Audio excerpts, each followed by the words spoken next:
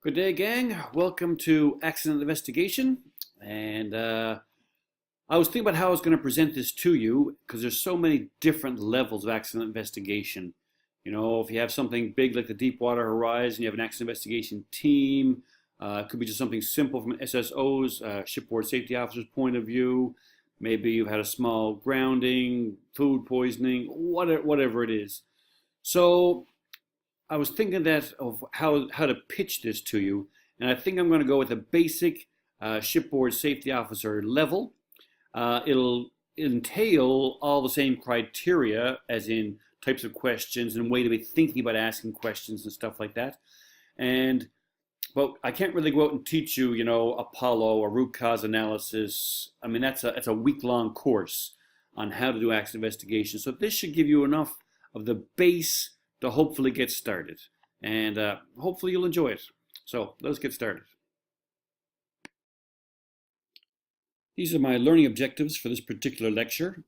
First off, I want you to be able to define what an incident is, explain why and what we're doing when we're doing accident investigation. It is very, very important. Define the difference between latent and active failures, and we'll talk about that and give you some examples. The good old 4 steps of incident investigation. Explain the reasoning behind asking certain questions, and hopefully I'll get into some questioning techniques that will be able to help you out and for you to start formulating your questions better and probing in and getting the answers you want. And then last but not least, I'm going to show you the 5 whys technique. And it's probably the most basic model for finding the root cause of an accident, but it is still very solid, and it's a great little technique. And from a safety officer's point of view or preliminary accident investigation, it is probably where you would start off. So here we go, and let's get into accident investigation. So this particular section is concerned with giving an insight into the investigations carried out on board for an internal incident, but not required by flag state. So we're talking about all the small things that happen. You know, good old hammer hits a finger, small fires on board, slips, trips, and falls, possible pollution, these little things, okay, how these things happen. Dropped objects, that kind of stuff. Not where flag state has to be involved, or insurance or class. That's, collisions and stuff like that. We're not gonna do accident investigation and that kind of stuff today. All right. Also, in the accident investigation, learning what happened. So that is the key to it. You're going to be involved in accident investigations, and you're going to be interviewing 4 or 5, 3 or 4 people. And if I interview 25 people, I'm going to get 25 different responses. And it's not because people are bad or lying or trying to, fudge the numbers or something like that. It's because people observe different things, people see different things, and you're going to get 25 different statements from 25 different people. So trying to drill down and find the root cause of the scenario is key. Right? So, but I do want you to be aware that there are different levels of investigation. So I'm going to show you here I'm going to show you the RAM matrix of how to discern between those 3 levels. Different companies have different levels. They might have 4 or 5 different levels of accident investigation. 3 is usually the standard, and we're going to do level 1 here, obviously, as the base shipboard safety officer level. Right? Here we go. If you remember a couple of chapters back, we were talking about risk assessment, and we're using the RAM, the risk assessment matrix, to calculate risk, the risk factor actually. And when we're doing that, we were talking about potential severity. And depending on your group of people, your group of experts, when you were calculating your risk factor, if you had a more experienced team, they probably give you a more severe number because it's based on history, and their experience would give you more leeway. Or if you had a more junior team with less experience, their risk factor might be lower. And we were discussing that because it was all about potential and your experience with the job. Here now, when we're talking about using the RAM for discussing accident investigation, we're using actual risk because the event has actually happened. So this RAM now we're going to use just to categorize to see how severe it is to what level of accident investigation we need. All right. So the accident has occurred. Let's say it doesn't make a difference what it is. Let's say it's in the blue level. So, good old hammer hits a finger, small fire in the laundry room, someone slips, trips, and falls. These types of accidents. And we know what we can calculate the severity of the injury. It might be a first aid case, a total recordable case, whatever it is. But it would be clearly something that a shipboard safety officer would investigate. It would more than likely be the captain would be in charge of the investigation, and the team would involve the chief engineer, the chief officer, the chief engineer for his technical expertise, the chief mate on board our vessels is the medical officer, so all the treatment that he gives. The SSO, the shipboard safety officer, would do all the legwork, running around, taking pictures, collecting evidence, all that stuff, putting the report together for the final production. If you were in a dry dock as well, you might need to consult with the safety officer from the yard, and because you had to do a report as well, because you're all considered a part of the team while you're in the dry dock, and that is the level I'm talking about. For the investigation, you would use the 5 whys methodology to sort down to the root cause analysis, and easy peasy, no problem at all. The next level of severity is the yellow band within the RAM matrix, and here the severity has increased so much that more than likely you're going to have to get class or flag state or insurance involved, maybe all 3 or some variety of the 3.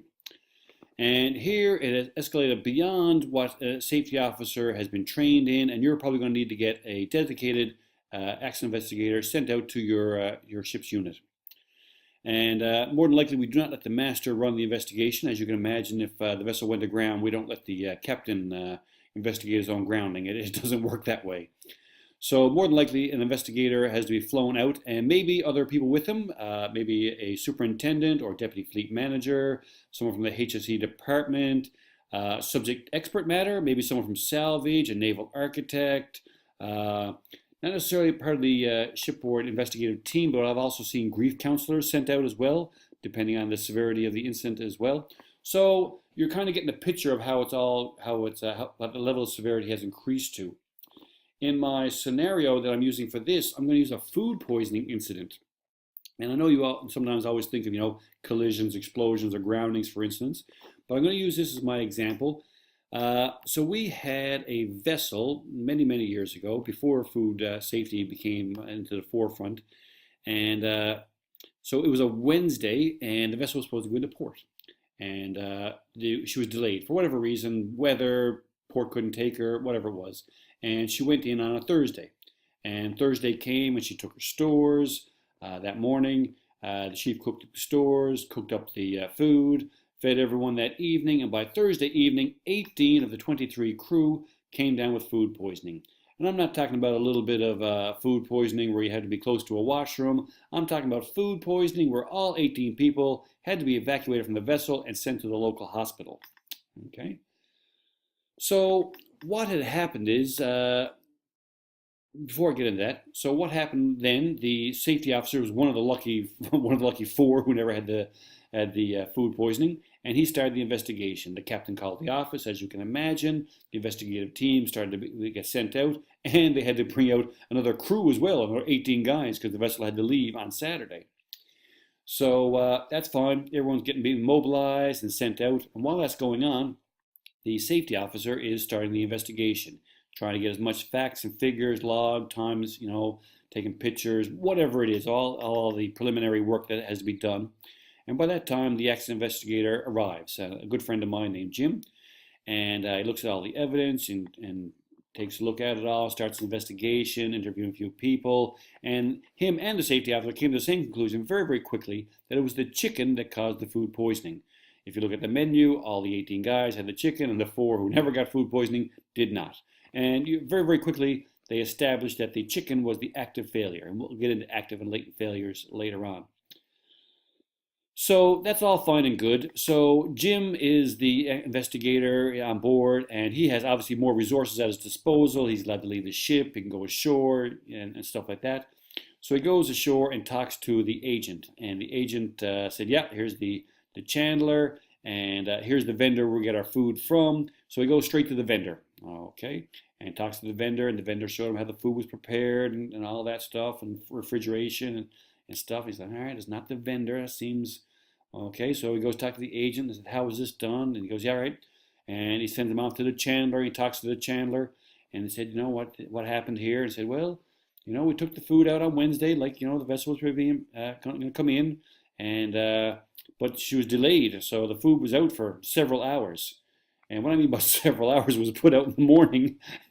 The vessel was decided it wasn't going to go in by 2 o'clock in the afternoon. Then they had to arrange a truck to bring it back. So by the time I got back to refrigeration, I'd been out in the Caribbean sun for almost 8 hours. And what happened is all the refrigerated food had thawed, and the chicken had thawed as well.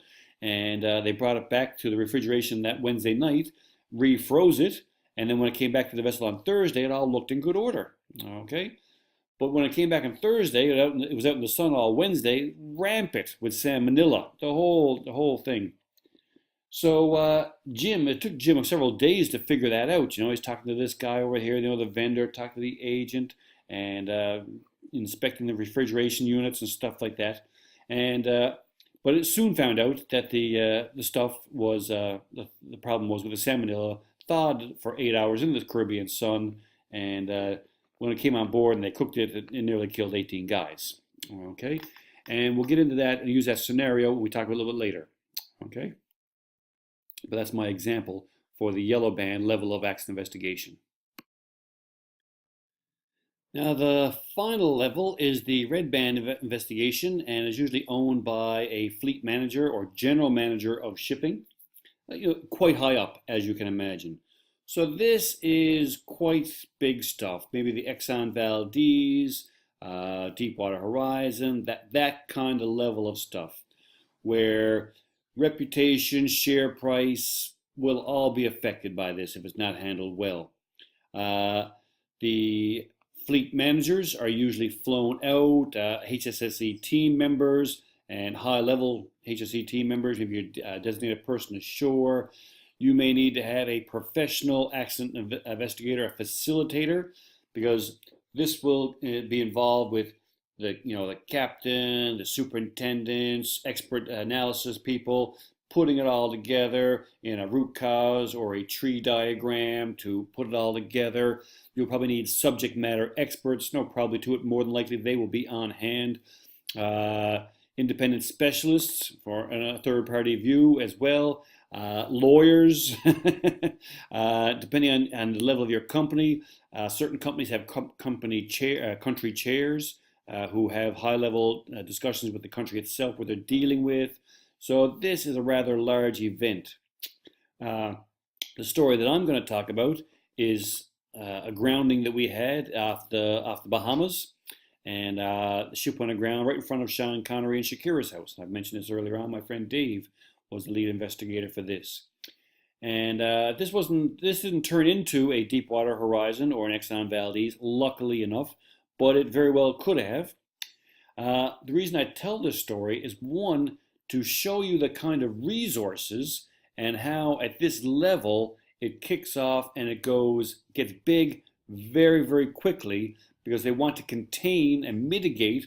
When we talk about process safety, the top event has happened, and now it's at the base of the bow tie on the left-hand side of the right-hand side of the bow tie, and it's just getting bigger and bigger and bigger, and they want to clamp on it here at this early stage before the consequences get bigger and bigger. So I'm using this example because it's a good one to use for this, and to show you as well, especially for bigger companies, and well, not even just bigger companies, but resources from the military, and anyway, we won't get into it. I'll just tell you my story. So we had a vessel go aground off the coast of the Bahamas in front of Sean Connery and Shakira's house. And so the vessel turned early, about 2 minutes early, and went aground on a coral reef. So my friend Dave was sent out. He was in the office. He was a captain in the fleet at the time, and he had done many investigations. He's very experienced, and he was sent out to the vessel. So how this works is, the vessel went aground, and they called the emergency hotline. The emergency hotline got patched into the emergency casualty room at Shell Center in London, and they answered the phone, and then all of a sudden the room gets manned. They have a vessel aground, very highly visible. Bam, this room gets manned. So just give you a scope, and this is not just Shell, this is all the oil majors, larger companies, they all have like an emergency casualty room. And in that room, we have, a hostage negotiator on retainer. There we have a ex-commodore from the British Navy who we need a destroyer rerouted, that kind of level. Okay, the casualty coordinator experts. We have a stability guy, a naval architect. We have someone who handles the press for press statements, the fleet manager, superintendents, experts on call, all these kind of things. So the room gets manned immediately. We make a decision that we're going to have to put a team locally on the ground in the Bahamas.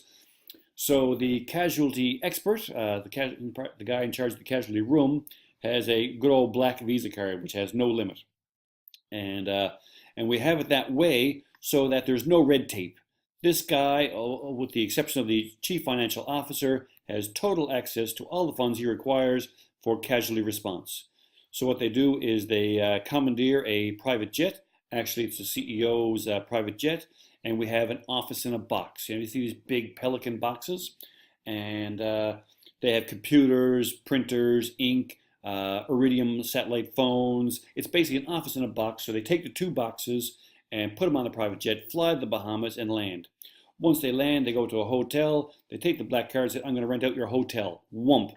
All right. So the ballroom number 1 is in charge of salvage. Ballroom number 2 is in charge of the coral reef and the environmental section. And ballroom number 3 is where we're going to do press statements. They rented all the rooms. They flew in the salvage people. They threw in the people for the environmental, plus all our naval architects, so forth and so on, and how to get this and contain it very, very quickly. Now, luckily enough, the vessel went up on the coral reef. There was no puncture of the hull that we are aware of at this time. There is no environmental factor, but pulling a ship off of a coral reef, the coral reef is now the environmental problem, damaging the coral and stuff like that.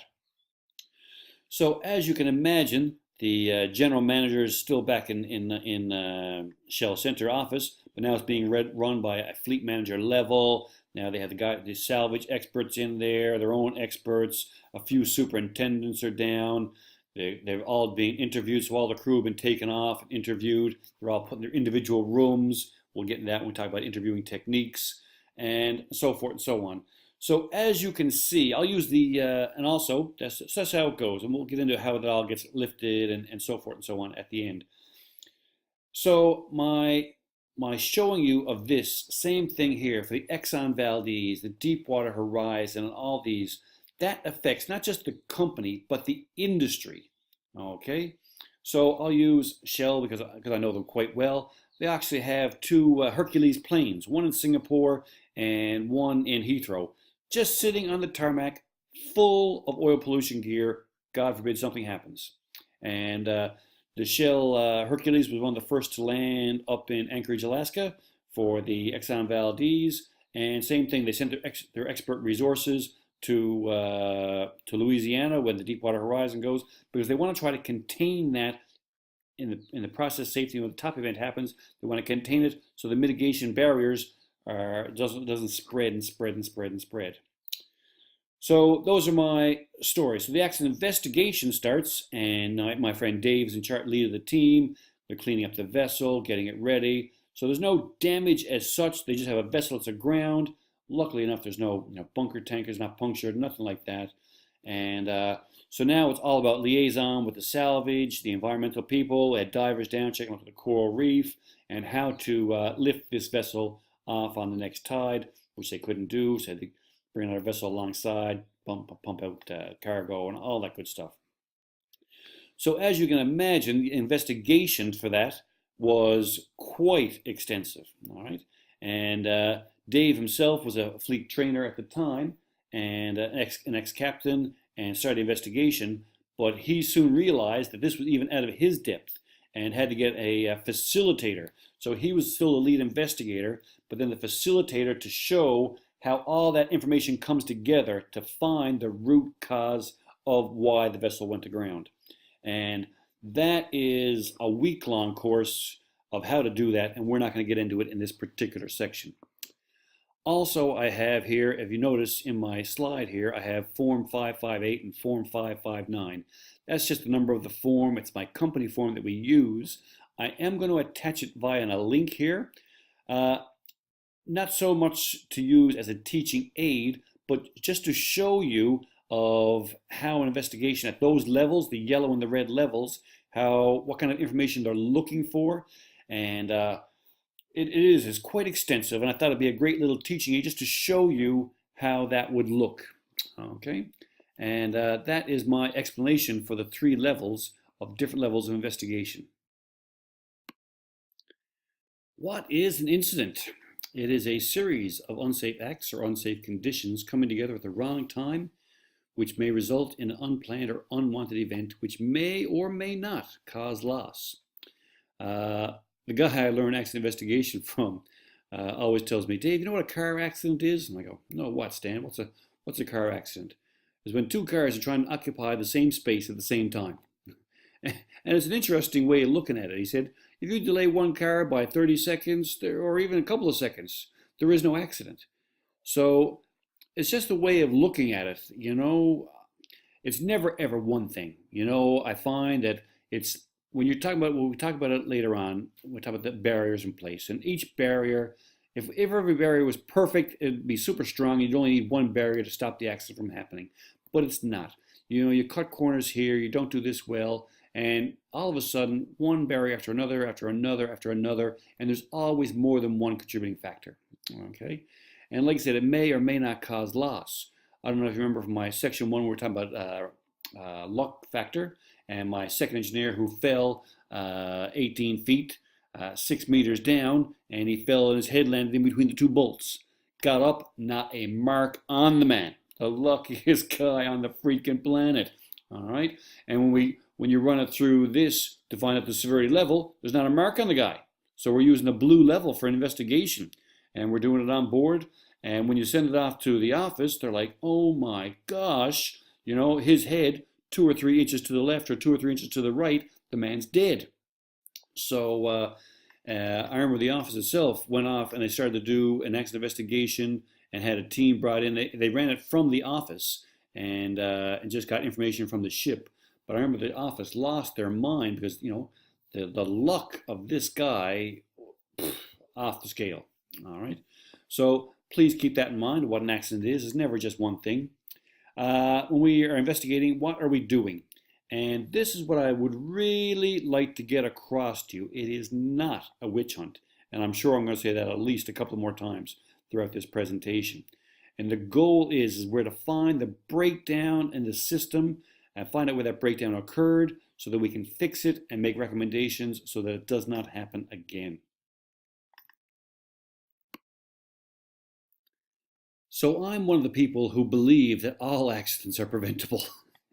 And you're all laughing to yourself, no, it's not, Dave. It's and I do. I really believe that. I've been on board some ships with 5 years, no accidents, 10 years. I've been on one with 13 years, no incidents in 13 years. Okay, and don't get me wrong. That is to get to that level, that generative level, where everyone knows their job, their responsibilities, they know the system, and not only just that, but they have a culture on board that just breeds looking after one another.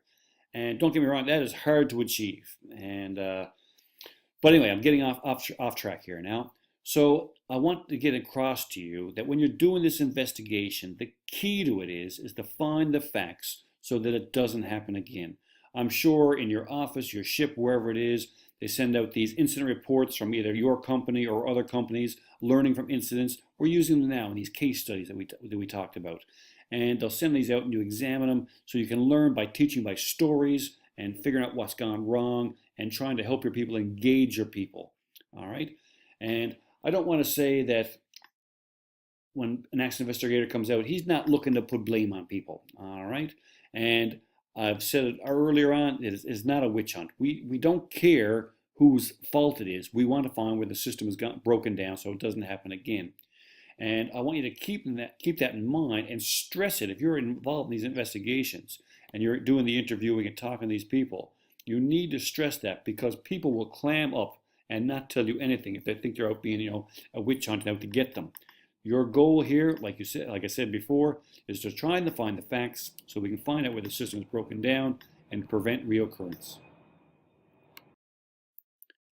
To prevent reoccurrence, we need to identify active and latent failures, and I'm going to try to explain those terms to you now.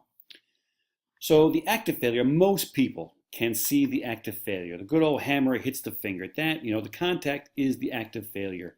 In my food poisoning scenario, the chicken and the salmonella, that was the cause of the food poisoning. Okay. Latent failures are a little bit more hard to see. I'll use a motor as an example. A motor catches on fire in the middle of the night. We put the fire out and open up the next day, and we find that the bearings have failed and two pieces of metal have rubbed together, causing heat, and poof, the motor catches on fire. The active failure is easily the two pieces of steel rubbing together caused the fire. That's easy to see. We can all see what the cause was. But why did the two pieces of steel rub together? Were the bearings of not the right quality? Were they not the right size? Were they not greased? Was the plant maintenance not done? All right. So to find the latent failures takes a little more skill, and hence why when it gets up in certain levels of severity or certain levels of accident investigation, the investigator and his skill level and experience at it is a requirement, really. And for a safety officer level, using the 5 whys as your investigative tool, you may not be able to find the latent failures. Okay, it is a skill like anything else. You have to practice it and learn. And hopefully by the end of this lecture, you should have a few tools to help you be able to discover the latent failures.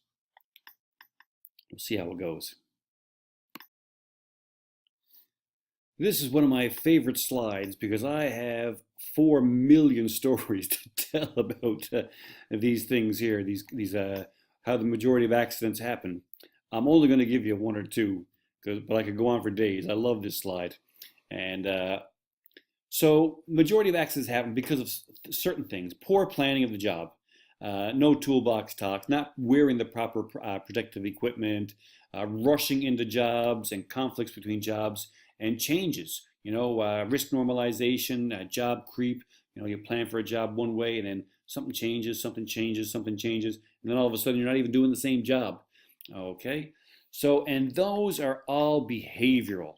And I know earlier on I pushed a lot about housekeeping, communication, leadership, all these things, because they are the cornerstones of all the things that are going to go wrong when you're putting your barriers in place. So that's all fine and good. So here's a few of my stories. Rushing into jobs. So I had this second engineer. He'd been second engineer for 25 years, which means he does not have the finesse or the skill to become chief engineer. He's a great engineer, don't get me wrong. Good guy, a gentleman, really. Sit around the bar with him in the evening times. Fabulous guy.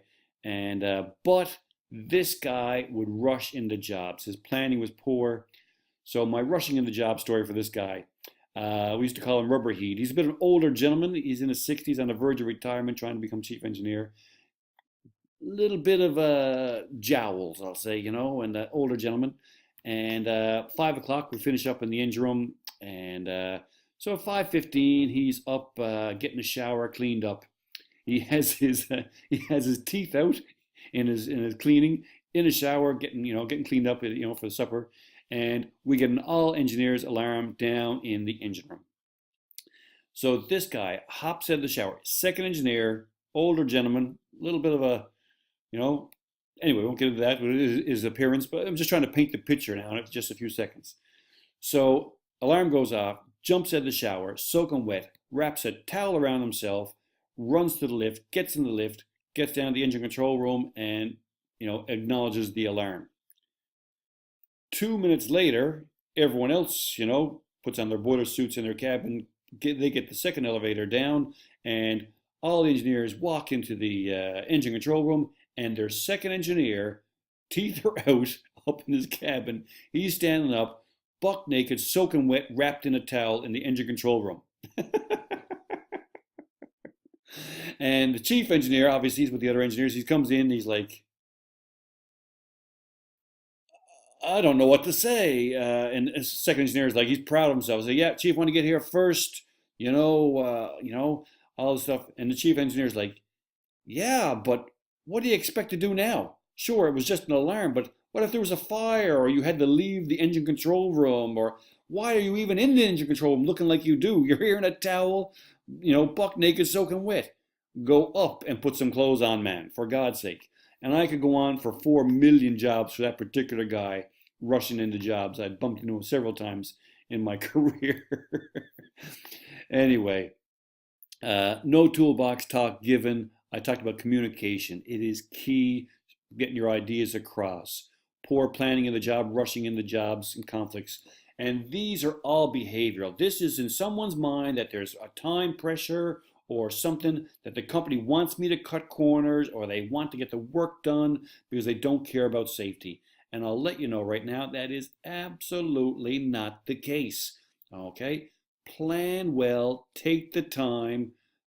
It prevents accidents. It does. Just methodical, preparatory work, essential. I can't get across to you enough. Anyway, guys, that's it for me in this particular slide. I'm rambling on too much. So there are 4 basic steps to accident investigation. Number 1, collect your information. 2, analyze it.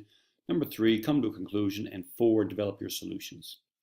So tip and trick number 1, when you're collecting your information, collect as much as you possibly can before you start to analyze. If you go out and do an interview one person, 2 persons, and then all of a sudden you start to come up with the idea in your head, oh, this is how it must have gone. And then by the time you hit number 3, 4, and 5 person, it's already skewed how you'll ask the questions. So when I'm talking about this, don't start analyzing it. I know you want to, it's just natural, but try to restrain and just collect as much information as you possibly can. Take lots of pictures, bag your material, make sure you have your pictures taken with scale so they have an idea how big it is, close up, mid shot, far away as well, so people can get an appreciation for the whole setup. Okay, interviewing techniques, we're going to talk about that in a few minutes, but collect as much as you possibly can. Once you have it all, okay, then start to analyze. I can also, when you start to analyze, you're going to find gaps or holes in your information, and you're going to have to go back again and collect as well to make sure you get all the story in order.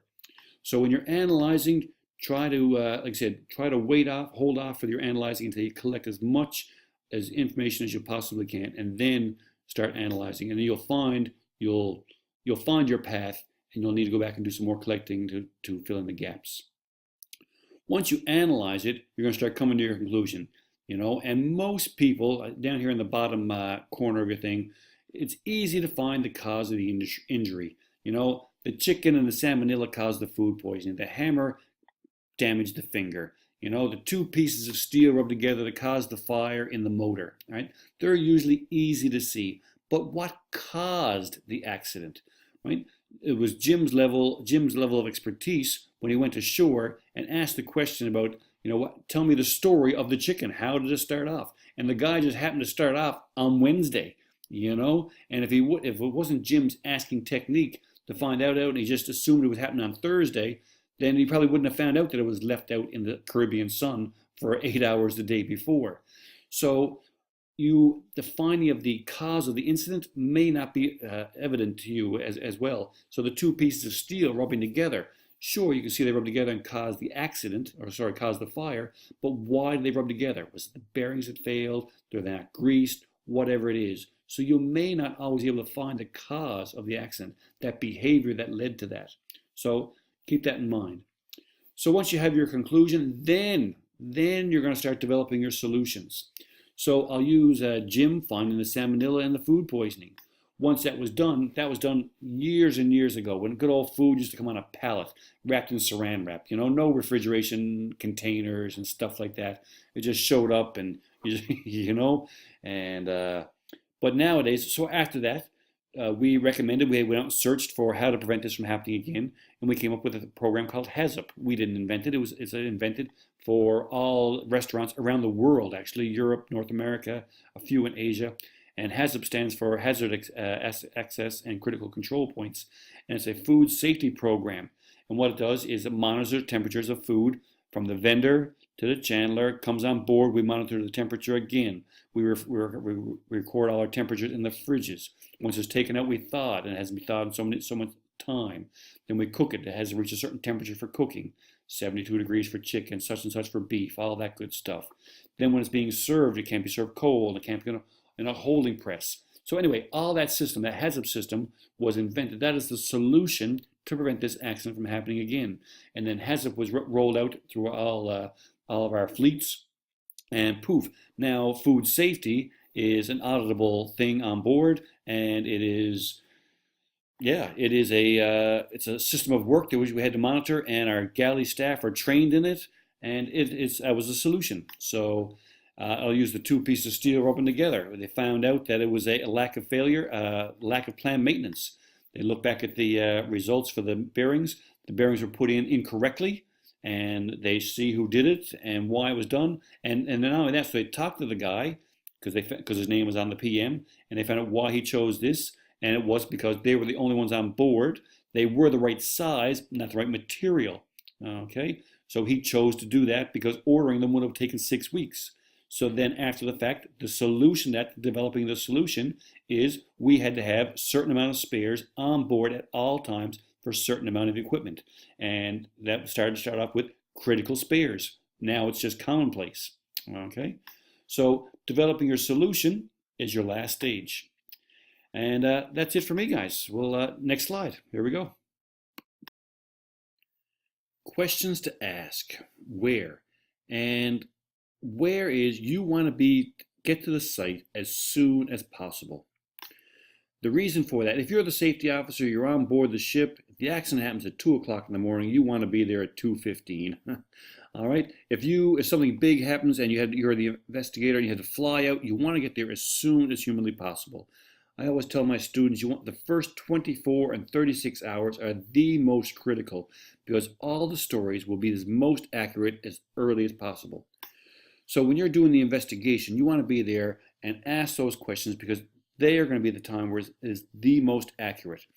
Has anyone been arrested by the police? Anyone been interviewed by the police or anything like that? Maybe not. Or maybe you've seen it on crime dramas or something like that. The police will ask you the questions at the time to get the most accurate responses because everyone likes to tell a story, and we'll get into that in just a second. So if you're the police interviewing a guy, you ask the questions, they get your responses and stuff like that, and then normally a couple of days or weeks later, they call you back and interview you again. And your answers are never the same as they were as the initial interview.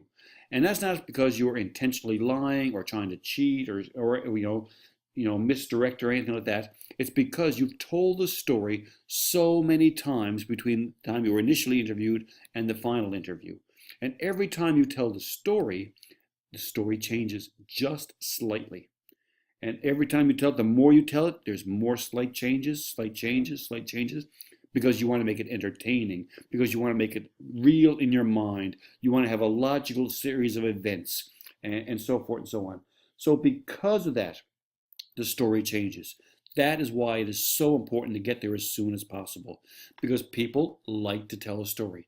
And every time they tell it, the story changes slightly. So your most accurate facts and interviewing questions or interviewing answers are the freshest as soon as the interview happens. Okay, so please keep that in mind. I'm also going to use an example here of post-traumatic stress disorder. All right, so this is going to be a very simplified version, but I want you to understand, one, because I want you to have an understanding of post-traumatic stress disorder, and two, how the story changes in your mind and how it can affect people. So if you are a military person and you're in a high stressful event, let's say a gunfight. The gunfight is over, people have died, you're a survivor, and now you're being interviewed about what happened. And they take the record of it, all that good stuff. And now the record is official, and it is there as the most accurate as it possibly can be. So, but what happens with post-traumatic stress disorder? That soldier relives that event in his mind and tells the event all the time in his mind. And every time he relives it in his mind, it changes slightly. and he could be, he could relive this event, think about it, constantly throughout the days, weeks, months, years, and every time it changes slightly, and it gets worse and worse and worse and worse. So what the military does is that person has to go see a psychiatrist as soon as possible. And you might not think of it as bothering you and stuff like that, but what happens is every time you relive the story, it changes, usually for the worse. Okay? So when you're at the shrink's office, the psychiatrist's office, he tells you to tell the story, and you'll tell the story, and it will not meld or look like the original statement from the document that she has in front of her. Okay? So the psychiatrist's job is to say, no, that is not what happened. This is here. This is the official document. This is how it actually happened. And if the psychiatrist comes in late, as in the service person doesn't get to see the psychiatrist for years or months or whatever it is, and he keeps telling that story in his mind, the psychiatrist, when he does start to interview, may not be able to bring the guy and reinforce that what the story he's telling is not the actual story, and the folder is the actual story. So it takes time to get the guy to believe again that the folder is the actual event, because the guy has told the story so many times in his mind, he's relived it so many times, it becomes a problem, hence post-traumatic stress disorder. So when the guys are in these stressful situations, they have to see the psychiatrist as soon as possible, because what they do is at the psychiatrist, they just tell the story, and anytime the guy deviates from the story, the psychiatrist says, no, this is what actually happened.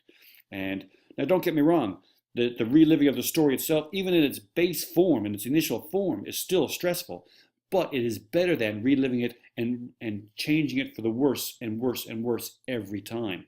So that's my way of pointing out how people like to tell a story and how it can change and in post-traumatic stress disorder for the worse. All right. The next part is people love to tell a story. So when you're there at the initial stages, take the guy aside. There are witnesses. Separate rooms. Do not do group interviews. That is not how right?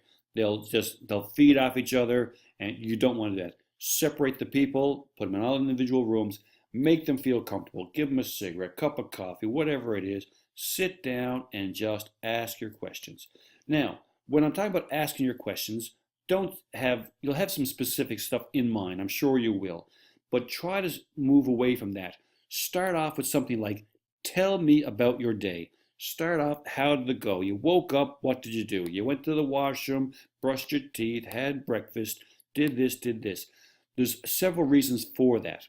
One, if you ask what happened, the guy normally starts off, oh, the hammer hit my finger, and then, blood, and I went to see the chief mate. You get very, very little information. After the event happens, you kind of know what happens after that. There's always records, videotape, pictures, all kinds of stuff. You want to know what leads up to that. Also, then, it makes the guy relax. If he's talking about common things he does every day, gets up, brushes his teeth, has breakfast. It just, he just starts telling the story. Then he gets more comfortable, more relaxed, and by the time you get to the event or the action that happens, you're at full storytelling motion, and you can get you get a better picture. Also, don't ask too many questions once he's in his rhythm. Save all your questions for the end. If you want some clarification, just wait, because your questions can steer him and take him off text, off story. So just wait as you can as well. Evidence point of view as well. Try to get there as soon as possible. Take pictures, close picture, mid picture, bigger, wide range. Get all your information, bag all your evidence, and so forth and so on. So getting there is as soon as possible, extremely important. Questions to ask: when? All right. The time should be noted when the incident is first reported. So that's a good point as well. Trying to find out when it actually happened. Most cases you'll be able to establish that. You might have to use voyage data recorders, people's witness statements, stuff like that. But also keep in mind, people always think that accidents happen, at 2 o'clock in the morning and, in bad weather and, and stormy seas and stuff like that. A lot of them happen, at 10 o'clock in the morning. All right. So also, when you're thinking of when, I want you to think of relative time. And what I mean by that is what led up to your series of events. Here's a question for you. When do you think the most drunk drivers are pulled over for impaired driving? Okay. And usually, if you have your answer already now in your mind, most people always say, after the pubs close, at 2:30 or 3 o'clock in the morning, that's when the most drunk drivers are pulled over. And it's not. It's actually in the a.m. You wouldn't think so, right? Between, from what I understand, from 8 a.m. till 11 a.m. Because what happens is people are responsible. They drive down, get, go to their function, find out they're impaired, they take a taxi home. The next morning, they go and pick up their car, but it's not drunk, okay? It's impaired. Are you under the influence? And they go down, pick up their car, they still have alcohol in their system, police pull them over, and voila, bam, they're pulled over for impaired. So same thing here when I'm talking about relative time. Was there a party the night before? Was there lack of sleep? The weather conditions, all this thing. You want to paint a picture of what is leading up to the incident. The what is your hard evidence? So statements from your witnesses. If you don't have witnesses, then actual hard evidence, pictures, the thing that blew up or cracked, or the two pieces of steel that rubbed together, or whatever it is. Okay, bag it, tag it, take pictures. No conjecture. Remember we talked about the 4 steps of accident investigation. Collect as much as you can. If you start analyzing it, you'll start basing your questions on conjecture. Try not to do that. Collect as much information as you possibly can. All right. Also, keep in mind that there's very rarely one single incident, single cause to an incident. And usually it's a combination of unsafe acts and unsafe conditions. And last but not least, the sequence of events should be created to tell a full story. So that's where we try to get the guys to tell the story, tell the story. What happened when you woke up? And then tell your story, all the events leading up to it in relative time. Was there a party the night before? Did you get enough sleep? Was that a contributing factor? So forth and so on. Now we're getting into the questions you should be asking, and the technique is called the 5 whys. It's a simple root cause analysis method, and what it does is use the question why this happens, and then ask it for the next series of events, and next series of events, and next series of events, and you should be able to drill down fairly easily to find the root cause of the incident. Now, obviously, there are going to be more complex incidents and accidents. You might have to ask why 6 or 7 times, but as a general rule, you should be able to find the root cause of any incident by just asking the question why about 5 times. And I'll have a few examples here to show you what I'm talking about. I'm going to apologize. I'm mostly going to read this slide to you. All right. So example number 1, the second engineer fell and sprained his ankle, and the direct cause was he slipped on a set of stairs. Okay, that was the active failure.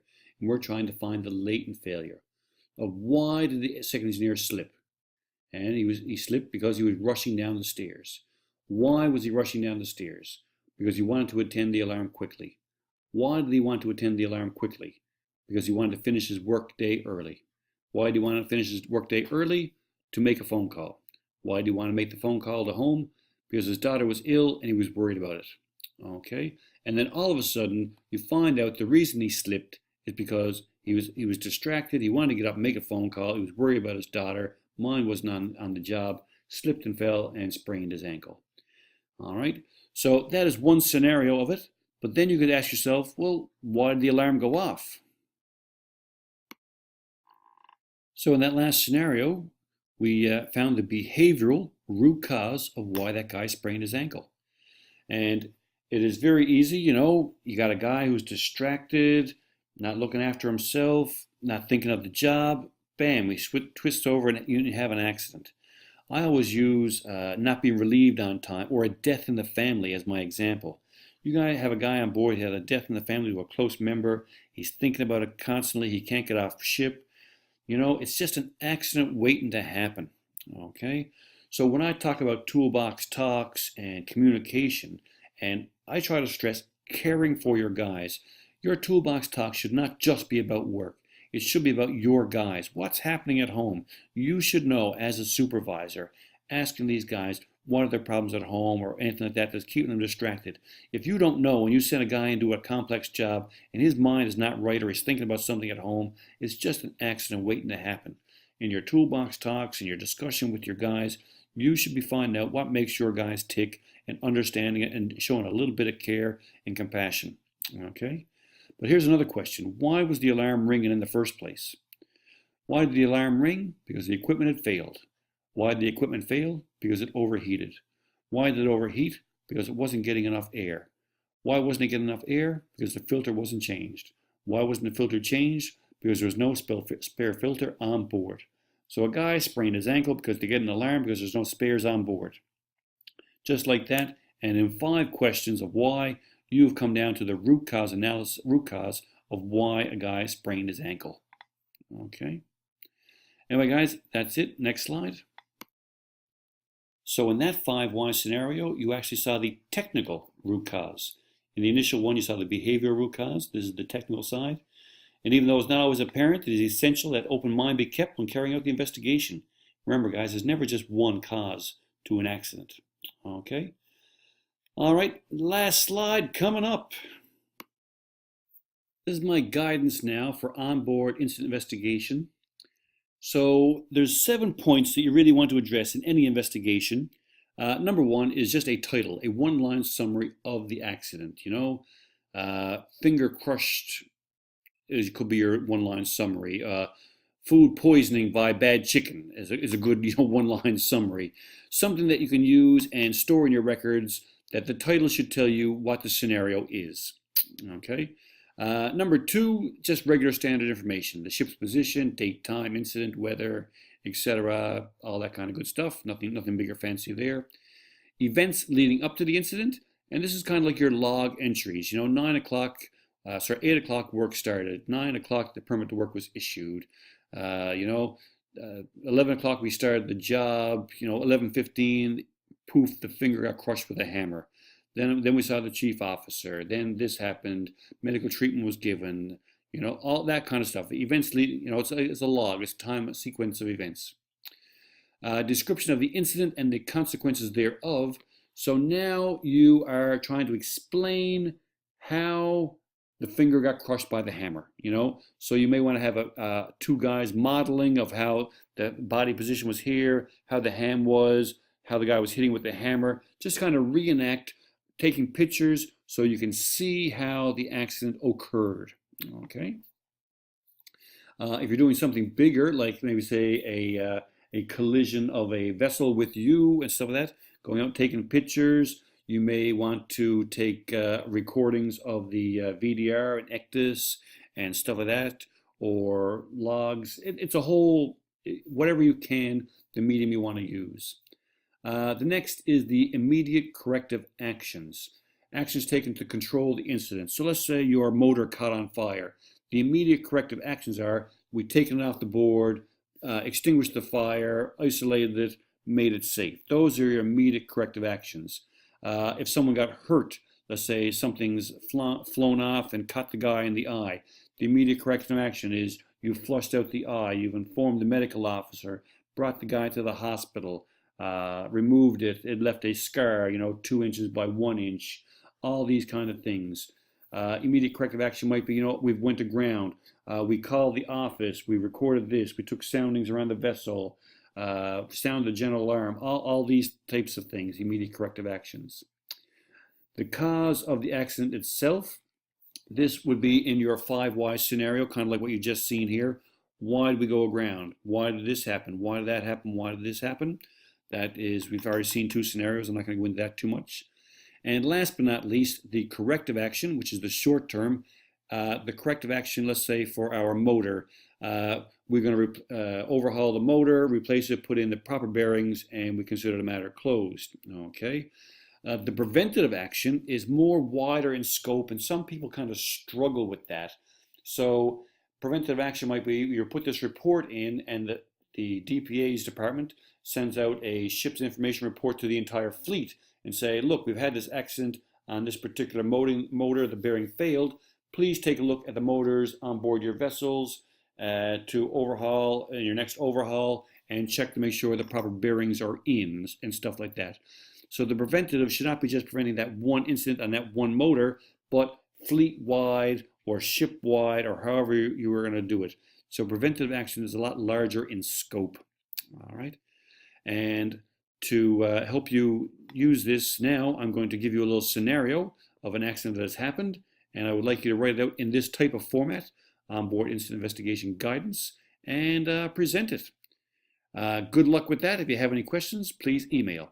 Thank you very much. That's my lecture on accident investigation. I hope you enjoyed it.